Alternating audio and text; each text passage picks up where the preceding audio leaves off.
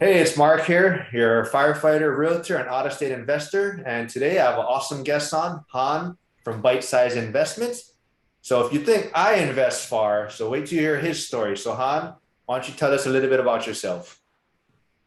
Hey, hi everybody. I'm here for Byte Sized Investments. Um, I, I'm an investor, real estate investor from Singapore, and I invest 9,554 miles away in Ohio.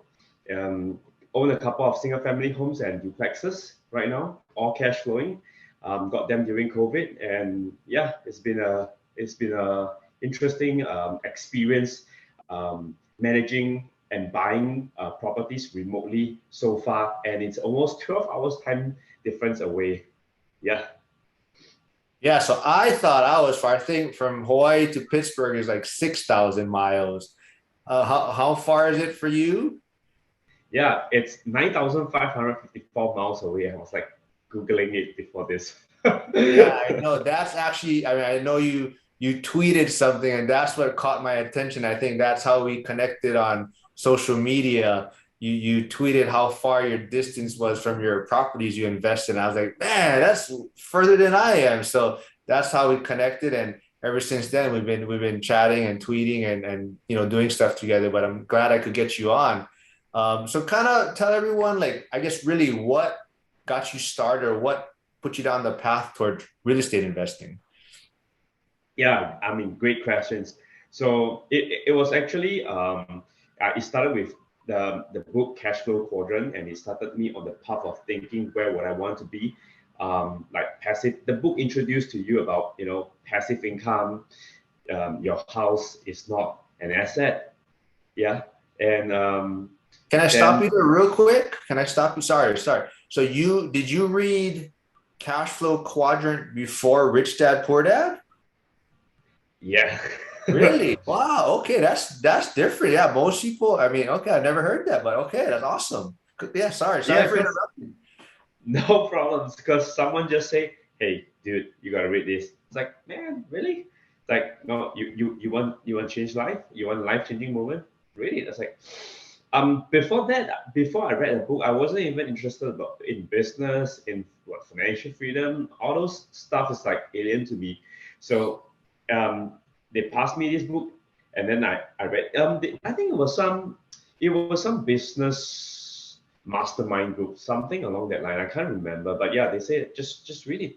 Like yeah, so yeah. So then after that, after I read it, I was like, okay, in my mind, um, I have to have investments because I was looking at the quadrant, employee, self-employed, business owner, investments. I was like, most of the people in the quadrant of self-employed and business owner and employee feels very exhausting. So I decided that investment is something that suits me because I don't know, I want to be lazy, hands No, off. hey. Yeah. So then I started investing in stocks because stocks is like, your quantum is so low, you can just put 100, $200 and you can try to make the best out of it. Of course, fees eats up the thing. So I started with a couple of thousands. And that slowly grew. I mean, and when I started investing, it was in the just right before the subprime. So that is important because yeah. So I started before the subprime. When I started investing, straight away in a couple of months, everything tanked. It's like wow, I lost almost all my money. It's like man, who stole my money? So I started to read up and research more about it. So and then I realized the history of like what happened, how the economy in the dot-com bust, interest rate went down, and then that stimulated the real estate market and how they mortgage-backed security and then repackage the loans all over the world, and the whole thing goes. So that gave me an understanding of how US real estate works a little bit. And of course the cash flow quadrant book, and subsequently I read all Robert Kiyosaki's his all his other books. And so in my mind it's like, oh, actually real estate is something that is quite interesting, and you could make it big if you do it right. And another thing is, why didn't I invest in, like, from where I'm from? Oh, by the way, I'm from Singapore. So Singapore property is crazy because it is very expensive. Um, I mean, we are from Hawaii, so of course Hawaii is also very expensive. But yeah, it's almost on par. I think 1,000 square feet could cost $1 million. Yeah, and what's scarier is actually you think you own the property, but most of the properties are on leasehold, 99 years. So it is not generational wealth. It is only one-time wealth. You buy it, and then after that, you can make some money. But after like a couple of years later, like maybe 20 or 40 years later, the amount, the growth just slows, and when it hits 99 years, you give the property back to the government. Wow. Yeah, and I think also we were talking before, so you also like mortgages and things. You guys don't have like 30-year fixed rate No, debt. Yeah. no, we have about 25 years, but our fixed rate are fixed for 3 to 5 years at most. Oh, And then it follows like the London or Canada. Canada also has this kind of yeah. loan terms.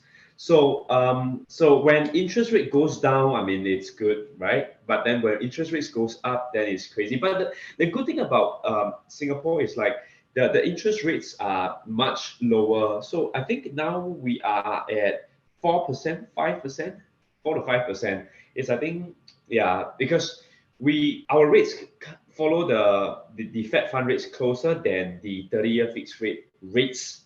Yeah. So Okay. yeah. So Singapore property is a bit more expensive to me, and so the rent is usually just, so when the property price is high, then the mortgage per month is actually high. So when you throw in the rent, sometimes you have to pay for tenant to stay every month. Oh, yeah, yeah. That, yeah. Yeah, So as Kiyosaki would say, it's a liability now, right? If money's coming out of your pocket or whatnot. But we kind of jumped ahead into the real estate side, but I kind of want to go back a little bit. So what were you doing? Because you are full-time real estate investing now, right? Or you still have a job or yeah. So I recently quit. Fired my boss. Yeah, and I decided to come full time into it. I take it as a break. A year's break from what I want to do, and I don't know where it'll be 1 year from now, but I hope to be able to do more full time into this. I'm taking a break right now because I want to grow the business. I think with the rising interest rates, houses, the home prices is not growing as fast as it was 2 years ago or last year. So I think now is the time for me to, before the interest rate goes down and then prices just goes up again, just try to get as many as I can, yeah. So that's where I want to grow the number of doors if possible. So right now, I just touched down yesterday in Columbus, Ohio. Took I think 20 hours flight from oh, Singapore. Yeah, and so right now I'm actually in the States, and the next few months I'll be spending some time to try to hustle, grow the contacts, find more wholesalers, realtors, whatever, um, related people in the real estate industry, contractors. Yeah, that's very important. So my goal is to be able to, if possible, buy 3 BRRRR deals. awesome, awesome, awesome. So is your whole portfolio in Columbus, Ohio, or do you have properties in other markets? Yeah, as a portfolio, we have 8 doors right now in Columbus, Ohio, and we have one that we are self-managing remotely from Singapore, usually in Cincinnati. Wow, that's That's interesting. How has that experience been? How long have you been self-managing from Singapore for that in Cincinnati? Uh, uh, Almost a year, like maybe 8 months. Yeah. So it's interesting because I we decided to so we use some software platforms like Cozy, Hemlane, and all those. We are particularly using Hemlane right now. Um, so actually the key thing is for us for that is because the tenant is great. The tenant pays on time, doesn't give much problems, and then um, there's not much repairs to be done. So that is a good thing. So actually, we don't really need to be like be physically there, and we don't really, as of now, we don't see the need for like a physical property manager there. Yeah, so it's self-management over there. Did that property already have a tenant in place when you bought it, or you had to find your own tenant for that location? Good question. That was a tenant already in place. So we actually use a property manager in Cincinnati. But after some time, we decided that actually, I think we want to give it a try. It's a proof of concept, actually. So it's not like, all sunshine and roses. We, of course, do have some small challenges here and there, but it's something that can be overcome. But we want to give it a try and see if it's something that we could self-manage. And if something is self-managed, then we learn to identify what are some of the challenges that we need for boots on the ground, and we see if we can either hire or do a 1099 to eventually make this whole self-management process even more robust. So I know Hemlane has like different I guess Yes. levels. Are you in the one where you can get like maintenance requests done through them? So have you had to do any maintenance using that platform already, or no? Yes, and they're Oh, amazing.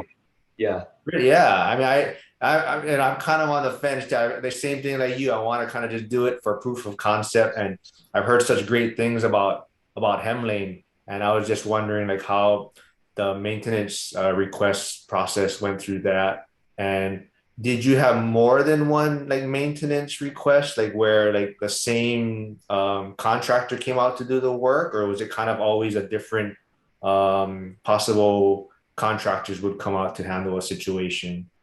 Usually you can assign and say which is your preferred vendor. Yeah. So once you file you once you upload the preferred vendor's details, they will usually go for that first.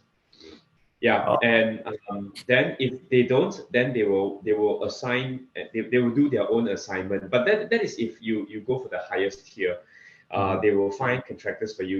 If not, then if you take the middle tier, then you have to be the one that is providing the vendors. Oh, Uh, okay.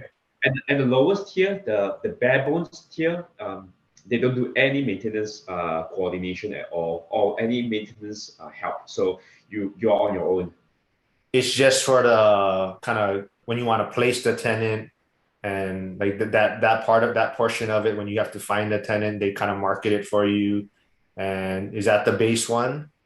So Hamlin actually, that doesn't regardless of what tier you are doing, Hamlin, you have to like I think pay an extra service to get that portion for listing, but Okay. depends on your model. If you need people to show, then I think you probably need a realtor. So I didn't exactly go through that process because I got it leased.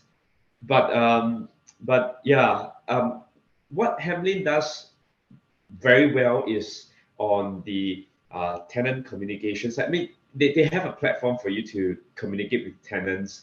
I mean, of course, you can do that with email or text messages, but we just find that using Hamlin, that be if everything be documented, that'd be great. And they can help you do payment processing, so they can collect for you, and then after that, uh, uh, send the money into your bank statement. And yeah, I feel that their repair coordination is something that everyone should look at. Yeah, that's awesome. I might have to look into it a little further. I want to kind of go back and touch on something. So I'm not sure how Singapore and what do you folks have like 401k or retirement plans? And is that, did that make it the decision to step away or fire your boss or whatever? Is that something that kind of came into your mind when you were thinking about your decision to focus on real estate? Yeah, so in terms of retirement planning, Singapore actually have a pretty, I would say, robust retirement planning, but it's more like a safety net. So we call it the CPF, Central Provident Fund. Australia, like I think Australia is called superannuation, and then for you guys it's called 401k. So um, what? So a portion of the money that the salary goes to that fund of yours is set aside, and that accumulates over the years. The difference is 401k, you have to choose, you can choose equity and you can choose, there's all sorts of things for you guys to choose from and decide on how it is invested. Our basic is just put into like a certain type of bonds that pays 2.5% guaranteed. Yeah, and it is backed by the government. So if whatever defaults, you still get the sums and the interest that you have accrued over the years. So there's a few tiers. So there's 2.5% and 4%. So these two are guaranteed. It's just that the tier, the ordinary account, which use about 2.5%, there's more flexibility. You can use that to pay for your home, and you can use that for education, like go for courses. Yeah. Um, whereas, and you can use that for investments too, but it's only local investments. Like you can only invest in unit trust or uh, locally listed stock market stocks. Yeah. So there is some limitation there. The 4% one, you could invest in equity, same thing, local stocks. Yeah, so that, and you can, but you can't, it's not like 401k whereby you can take out the money and invest in properties. One thing I want to highlight about Singapore policies, that we have cooling measures, because Singapore, like Hong Kong, everybody wants to buy properties. So the property price is super inflated. So we are restricted to only buying one residential. Our second one, we have to pay a 16% tax on it. Whoa, Yeah, 60, 60, whoa. 16. Oh, okay. So the moment you buy, you are 16% underwater, because you have to pay, regardless of you make money or you don't make money, you have to pay the additional buyer's stamp duty. So this is a deterrent for people to own investment properties. Yeah, Wow. yeah. So that is one thing. So with all this, I mean, with all these challenges in terms of the leasehold that I mentioned, 99 years, and in terms of the the the second so your first property you will stay in it. So only the second one you get taxed at 16%, and subsequent ones. So with all these things, I feel that if I were to put the money into my hometown's property, then it is not as lucrative, if because there are all these frictional costs that the moment you do it, you lost it, right? So that started me to think, where should I invest in the world? So of course I explored the different cities, like Australia, Thailand, China, Taiwan, slowly each of the cities. And then when I go to okay, with Robert Kiyosaki's teaching and all those things, then I, I mean, it makes sense, right? Cash flows. Yeah. So I was attracted to cash flow. I mean, in Singapore, we don't make any cash flow. We have to, what we get is just the principal pay down that you make and appreciation. That's all. Yeah. So if I can add more dimensions from like cash flow and stuff like that, it's and 30 years fixed rate mortgages are one of the best because the moment you fix it, whatever interest rate, if it goes up, not a problem. I continue to pay the kind of interest mortgage expense. But when it goes down, I refinance. You Yeah. know, hits I win, tail you lose. Yeah, exactly. Yeah. So, you kind of answered my next question. I was going to kind of ask what made you decide to invest, so far in another country. And you kind of covered it, with the, after 99 years, you give the property back, your second property gets, you have to pay this high fee on it. So I guess, my next question, I guess, would be like, how did you decide on Columbus then? How did that was the market you chose? Right. So it was a very arduous process actually, because you know, I'm not from the US, so there's a lot of things that I don't understand. So I took time to slowly research and understand what are some of the considerations that I needed. Listen to podcasts, watch YouTube and stuff. So slowly I came up with the criteria that I think are aligned to my investment principles. So the first thing is it has to cash flow. So with that, you totally eliminate a few markets already, like Washington states, the coastal cities, basically the east and west coastal cities, is totally eliminated because those prices you don't really make much cash flow. In fact, it's almost the same economy as the investment dynamics is almost the same as Singapore, whereby because the property price is so high and it results in high mortgage expense, therefore you don't make any cash flow from the rent. So that's the first thing. And then after that, it has to have no disaster, like natural disaster, because natural disasters actually increase. Basically, if the earthquake comes and then your property may not be around anymore, and then you have to spend time going back and forth with the insurance to take some money back, and sometimes who knows, it may not be even be enough to cover up because yeah, replacement value and stuff like that, and you have loss of opportunities because when you're building up, the insurance company is not paying you because you don't that you're not collecting rent basically. So avoid all these disaster places and insurance where in disasters prone areas your insurance cost is going to be higher, it will eat into your cash flow. So yeah, disaster areas,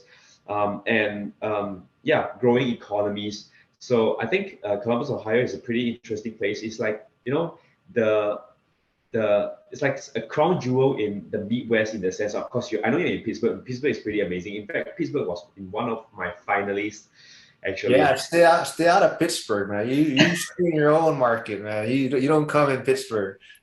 uh, yeah, so yeah, economy here is great because Intel is coming to Columbus, Ohio, and there's Google, Amazon, Facebook, and there are also old school business like the banking. JP Morgan is here, and there's the state. The it's the state capital. So the state government is here, federal government is here, city council is here. So there's really a good mix of government jobs and government jobs and businesses. On top of that, there's OSU, Ohio State University, and I think this is it drives population too because you have out of state students that comes in, and when they're here, they may find a job here after they graduate. So this is like a small um, this helps to drive population growth. And when there's population growth, there is it will increase housing growth. It will increase home price appreciation and the rent growth also. So I think, yeah, I mean, with all this, it's like it all points to Rome. So what would you say was your final two choices to choose from? What was your two markets? You had Columbus, Ohio, and what was the next competitor, probably? Indianapolis, from what Oh, I okay. understand. Yeah. Oh, I missed out one. Landlord laws. Yeah. Yeah. So and this was what bumped Pittsburgh lower compared to, yeah. So Yeah, so my top three was Columbus, Indiana, and Pittsburgh. And Pittsburgh was bumped lower because of the landlord law. But then it comes down to these two, Indiana and Columbus. And because when I look at the economy, both are also booming and interesting. I mean, I think Indiana has also pretty interesting tech companies there. But at the same time, I think Salesforce is there too. And they also have agriculture. They are, I think they're big in agriculture, if I'm not wrong. But after looking at all those things, I felt more inclined to Columbus, Ohio because of the economy growth. Yeah. That's awesome. So from your start of, looking at different markets, how long would you say it took you to decide on one? Or the beginning of your real estate, like reading the Kiyosaki books and then just picking your market, like how long did that take? So the whole research took about, I think, 3 years, 2 to 3 years, because it started with understanding, does it make sense? Okay, so it started looking for which country, right? Which nation. So that comes down to, US. It was between US and UK. But I think Texas, not the state Texas, but tax. Yeah, Texas, wait, US looks more favorable than to me than UK. So Really? yeah, yeah, there's a lot of I mean from real estate taxes. I mean Okay, okay. real estate taxes and real estate income taxes. I'm not talking about earned income taxes. Yeah, Yeah, okay. That makes sense then. yeah, and tax benefits. Yeah, the US has more real estate related tax benefit compared to UK, if I'm not wrong. Yeah, so that's what my research shows. And then after that, then it comes down to understanding like how people, what is the renting dynamics? Why would people want to rent? And then I go to the numbers and stuff like that. Like what is the population that rents versus how many own homes, and what is how long people usually rent for and stuff like that. So and then starts with all those things that I mentioned, landlord laws, um, economy and stuff like that. So it took 3+ years, and after I selected Columbus, I still had to um, network with people because all this time I was like in Singapore. So you don't like I want Columbus and then you just go and buy. You need to find people that you trust. You need to find property managers because property managers is one of the most important thing if you are a remote real estate investor. So have to find someone that I really trust. Oh, but in the end, that itself is another story. I can share it later. But yeah, I had a few property managers after that. So realtor, you have to, for you to buy remotely, you need a very trustworthy realtor. So yeah, I'm very blessed that I have a couple of trustworthy realtor because they will help to go in, and there are things that you can't see from just remote showing because smell, your sense of imagine if you go in and the floor is like slanted, your realtor don't tell you because they want to make the sale. Yeah, so yeah, so I have realtors that goes in and say, I don't think this is good. Like, did you see? Did you see the like? I'm here, and can you see that the wall is like slanted? I think the floor, something is going. Yeah. So and if not, they go in and they can smell stuff. It's like, something is bad here. I mean, these are not deal breaker, but it probably means that you need to pay more to get things, rent Yeah. ready. Because when the tenant goes in, they can smell something wrong. they Let's back up a little bit. So you had no connection or no ties with Columbus, Ohio. You went in and you didn't have a family member there. You didn't did you know have any friend, and you just went in and networked and connected with different people, and that's how you got started. yeah, hustle, man. Cold call, hustle. Like, yeah, call every realtor. Hey, I'm a real, I'm a re, I'm not from US. Are you willing to work with someone in Asia, do video showing and stuff like that? And yeah, it took a while to connect with people that really trust. There are times where we text, we email, we don't get any replies. So yeah. So I mean that itself helps to narrow down who is willing to work with us.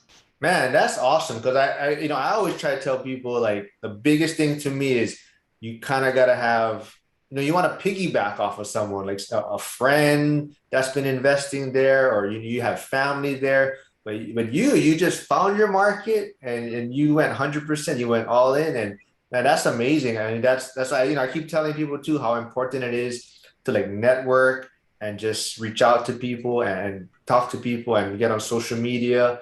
But I kind of want to touch on as far as you said it took you, I think, 3 to 4 years to really from when you started to deciding on your market or whatnot. Were you saving money that entire time, or you kind of, or were you able to pull out of that retirement funds you were talking about, or how did you get the money for your first down, or kind of walk us through your first purchase, like the down payment, or where you got those funds from, and I guess maybe what challenges you had on that first property you got? Yeah, okay, great question.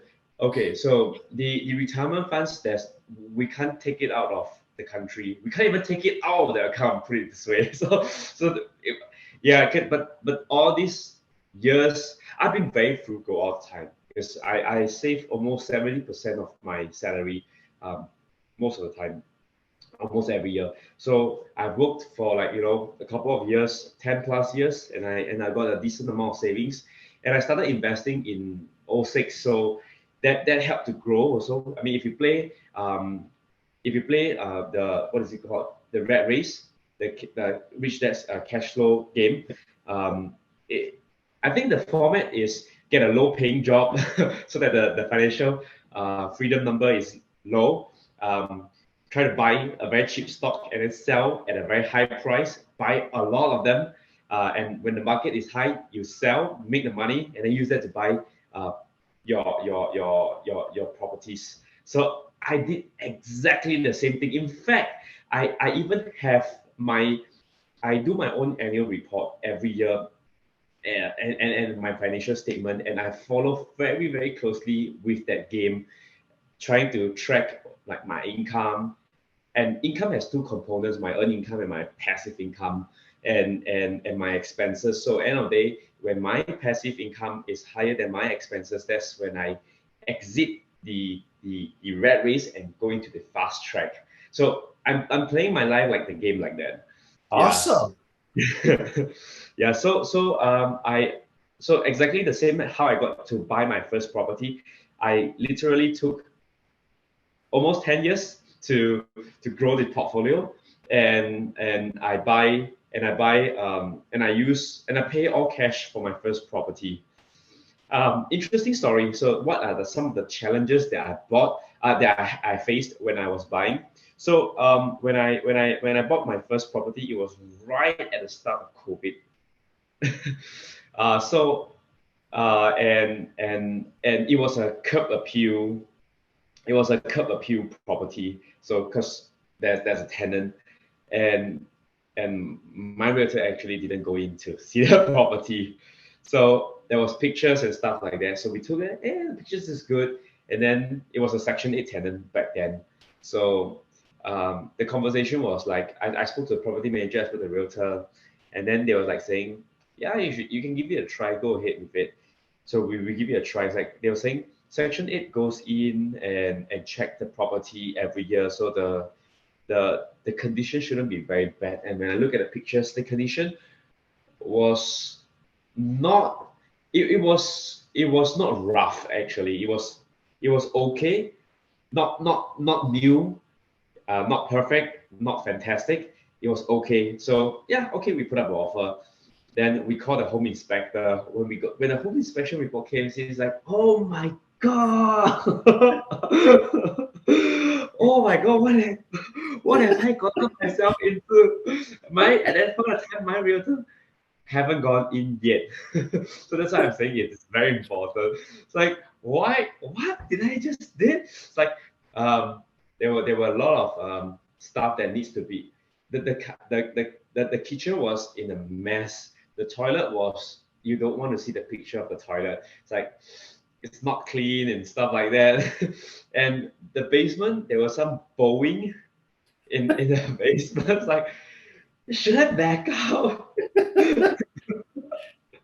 Yeah. So then I at a point of time, I was like, I reached out to my uh, PM. And it's like my PM was like saying, "Man, that's rough." Like he's like adding salt to my wound. Yeah. And so I was like, it was very stressful because I was in contract. I didn't want to back out and stuff like that. So I tried to make things work. And um, at the same time, I was looking at other deals at the same time. It's like if I bolt, and would there be other better deals? And there were no better deals back then. So okay, fine, I'll suck it up and just go ahead with it. So, but I did negotiate hard. I was like telling the my realtor like, hey, this is bad shit, man. Sorry for the profanity. You have to edit that out later. Oh, no, so no editing here, no editing. Okay, so they're like, yeah, like we have to spend money to do like a massive turn. So it was back and forth, and I managed to get it down by 10 grand. Oh, So that's it was, good. yeah. This It was during remind COVID. No, no, go ahead, go Go ahead. ahead. Yeah, and it was during COVID also. So I was like saying, like, it's COVID, economy's gonna tank, people's not gonna get job, nobody can pay, the price is gonna go down. I was like scaring the seller. It's like the seller's like, ah. My the seller's agent was actually very nice. The seller's agent's like, and of course because this deal went out of contract 3 times already. So I guess the seller's agent was like saying like, dude, come on, just just sell it. And she took a cut in her commission to Oh, convince the seller. Yeah, yeah. I didn't manage to speak to her, but she actually took the seller's agent, not my agent, took a cut to convince the seller to go for it. So in the end, it was listed at 70. COVID, because it's COVID, so I put in about 60. It was 60 plus. And then after the inspection, I cut it another 10 grand. So I bought it at about 51,000. wow. Yeah. Oh, Yeah. So oh, it's one of the best deal because today it is appraised about at its peak it appraised at 140. After the turn, it appraised at 140. Went to a lender, got it, got a 50% loan to value, took out 70 grand. I spent about 30 grand after that so I bought it at 51. I spent 30 grand to rehab it. And then after that, got it appraised at 140. Took out a cash out refi at 70 to buy my next property. And then after that, so it is now renting at about 1,100 a month. Yeah. So wow. Awesome. Yeah, that's the one thing is you start to realize, at some point at a certain number, any property makes sense, right? Like you're saying, and it was in bad shape, but at a certain price point, then it just makes the numbers work for you, right? And that's it's a good thing you stuck with it, and you got it lower than what you wanted to pay, but the numbers worked, and now you're able to pull out the money. So how many? So you have 8 properties or 8 doors, you said. eight, 9 doors in total, eight in Columbus. At this moment, I hope in the next 3 months I'll get three more. And you paid cash for all these properties and then refinance, or how did you scale? So we bought our first four properties all cash. Then after that, we managed to refinance. Yeah, I managed to refinance and get it to then that helps to scale and grow the doors. Yeah, so from 4 to 9. Yeah. And then so you refinance. Are you like using traditional loans or like DSCR type loans? Yeah, because I'm a foreign nationals, I don't have access um, to traditional financing. I mean, if not, it's not fair, right? Because the locals have to have the better deals. So then I'm using debt DSCR, debt service coverage ratio loan. So they don't assess the loan based on my income. They assess the loan based on the ability of the property to produce income. So yeah. Yeah, so that's a game. That was a game changer for me too when I found out about DSCR type loans. I mean, I always just thought you go to the bank and get a traditional, lending for a property, and then I kind of started looking and studying and researching, and that's how I was able to scale when I finally found out about this other lending world out there. So the first property sounds like it was had some hiccups and it was kind of challenging. What would you say is been kind of a bigger obstacle to overcome? The distance of how far Singapore is to your properties, or you not being, an American citizen, or not really maybe knowing the culture very much here? Like, which one would you think is a bigger obstacle for you? I think it's the latter. So I think if I didn't take so long to do the research, I would have bought a lot more properties before COVID. And like COVID was there's COVID had two parts, the front part and after they dropped the interest rate part.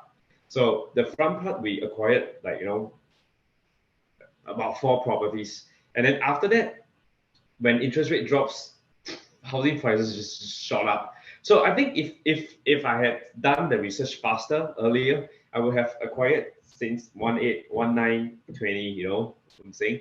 So then you get more price points. I think back then I've seen so many deals of properties that were that could hit the 1% rule easily. You just close your eyes, open Zillow, just tap any part of the screen, 1% deal, 1%, 1%, 1% rule, easily. Today, you do it, you can't find any.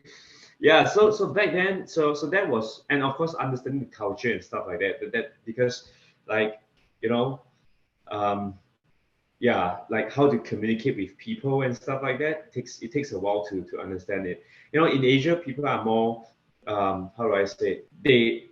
We get overworked like crazy. So sometimes after office hour, we still get contacted by our bosses. But this is something that I realized that you don't do this kind of stuff in America. That will be frowned on. No.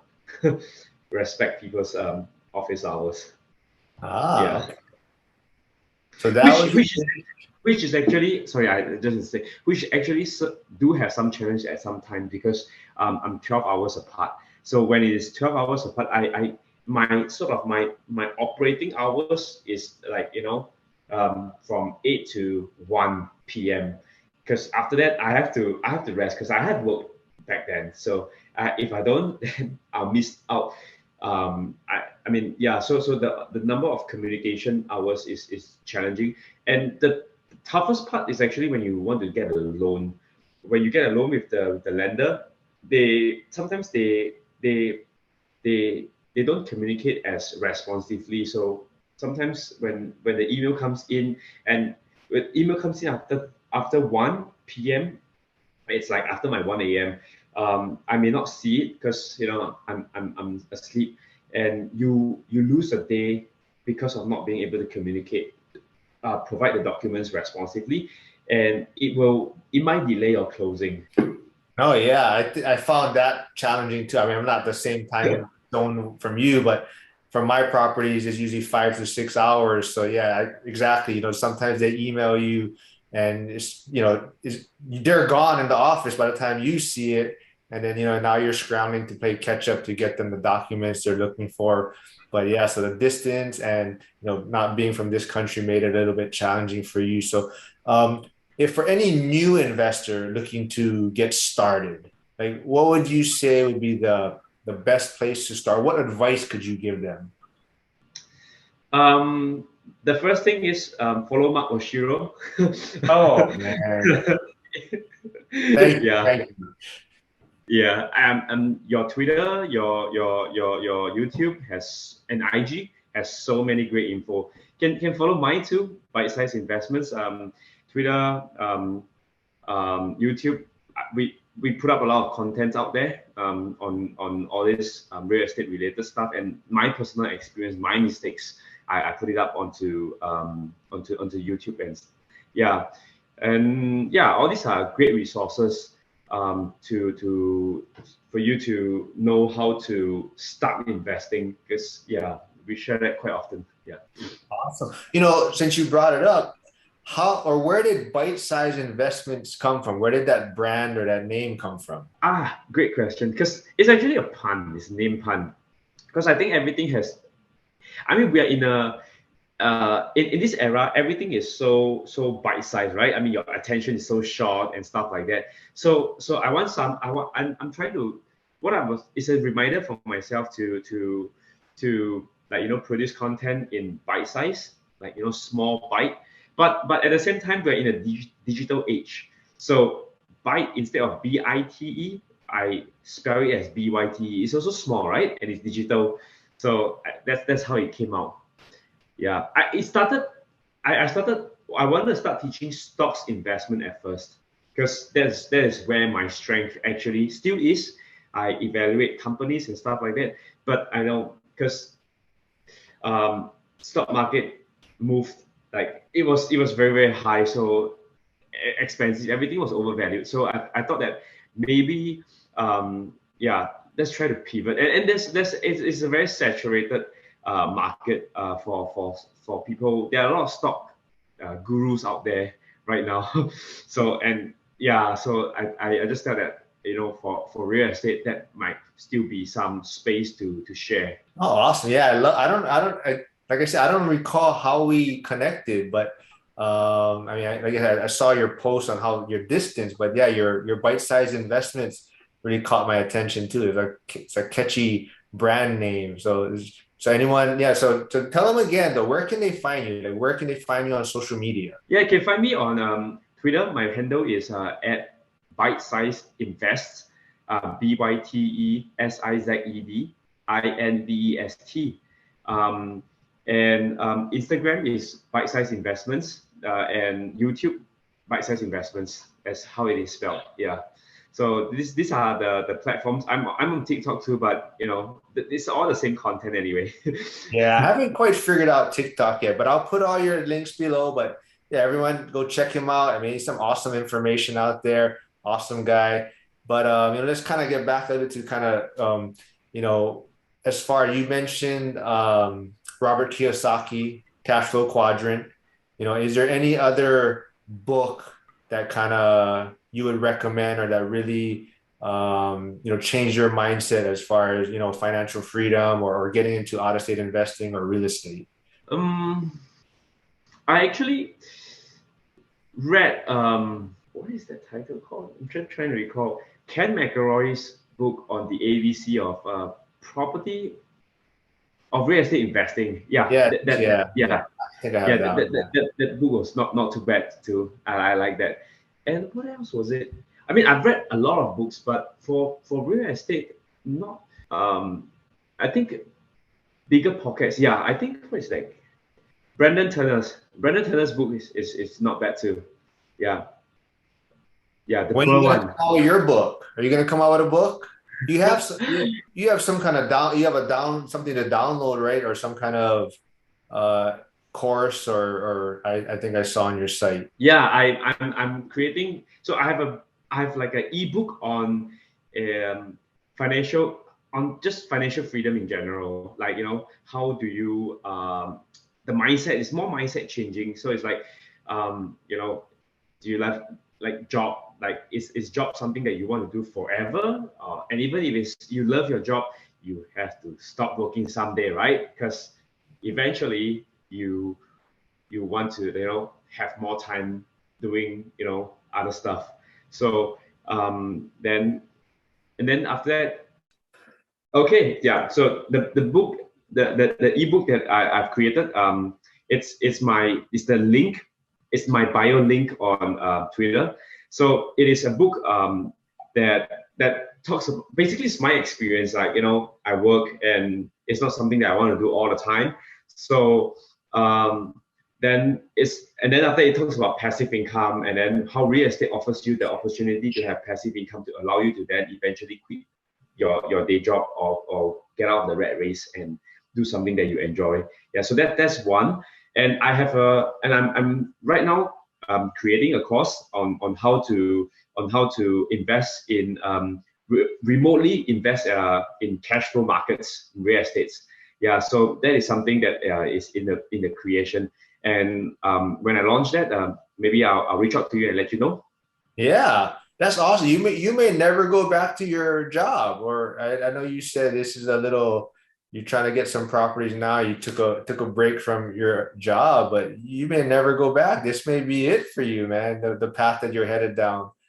So, I mean, what I guess what do you see? Are you gonna you're gonna probably stay in single family homes, you think, or are you looking to scale to multifamily or Airbnb, or so? What's your vision in the whole real estate side? Yeah, I probably will stay in the single family and the duplexes, maybe 4 units and below type.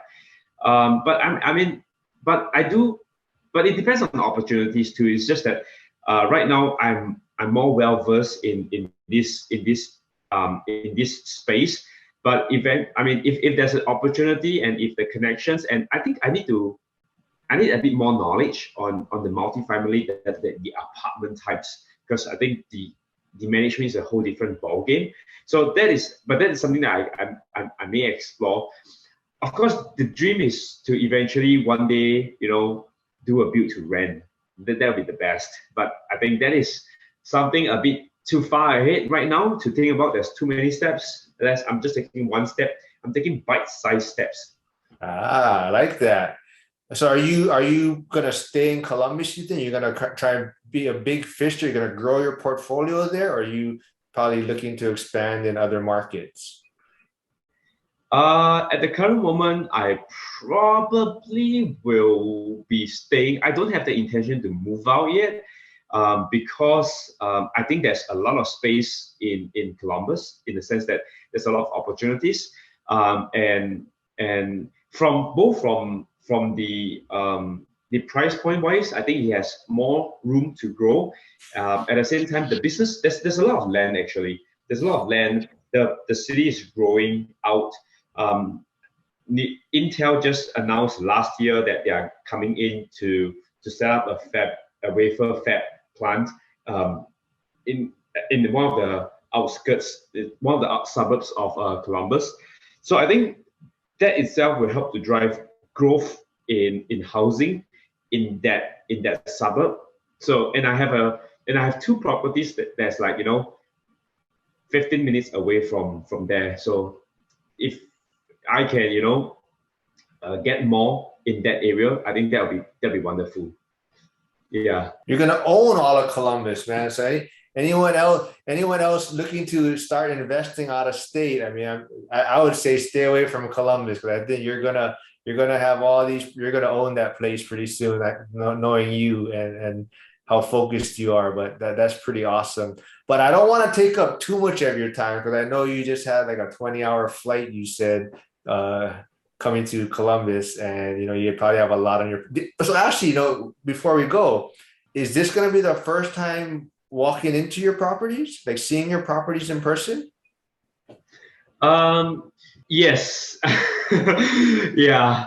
So I mean, yeah, it will be my first time seeing. I probably wouldn't be going into any of my properties except for one, because I think it's I would probably respect the tenant, but I will just drive outside. So I actually drive today.